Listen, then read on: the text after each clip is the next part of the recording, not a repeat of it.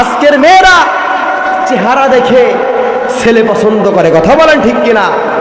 ছেলে যদিও গাজারু, যদিও মদ খায়, যদিও হারাম কাজ করে, এরপরেও ওই মেয়েরা ওই ছেলের সাথেই লাইন ধরে থাকে, ওই ছেলেকেই বিবাহ করার জন্য তা রাজি হয়ে যায়।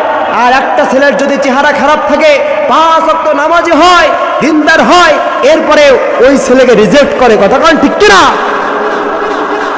আমার প্রিয় ভাইরা, এই 7 সালমে যখন গেলেন, ওই মেয়েটার বাবা বলল, বাবা একটু অপেক্ষা করো, একটু ওয়েট করো, আমার মেয়ের থেকে আমি একটু শুনে আসি, তোমাকে বিবাহ করবে কিনা।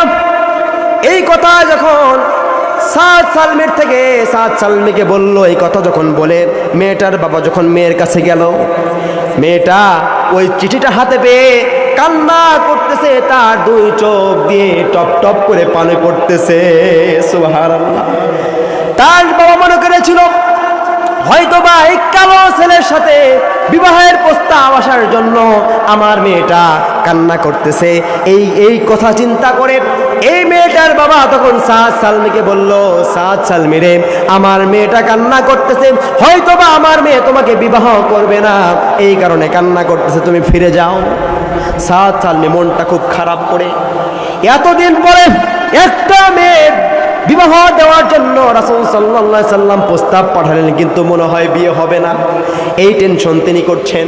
তিনি তখন মনটা খারাপ করে চলে যেতে যখন লাগছেন, এই সময় আমার প্রিয় ভাইরা 7 সালমি রাদিয়াল্লাহু তাআলা আনহুকে ডাকার জন্য তার বাবাকে বললেন। ওই মেয়েটা বলল, বাবারে, আমি আসলে ওই কালো জন্য আমি কান্না করছি না, আমার জন্য স্বয়ং নবী, আমার জন্য স্বয়ং রাসূলুল্লাহ সাল্লাল্লাহু আলাইহি ওয়াসাল্লাম পাত্র পাঠিয়েছে, আমার মতো সৌভাগ্য আর কার হতে পারে। সুবহানাল্লাহ। রাসূল সাল্লাল্লাহু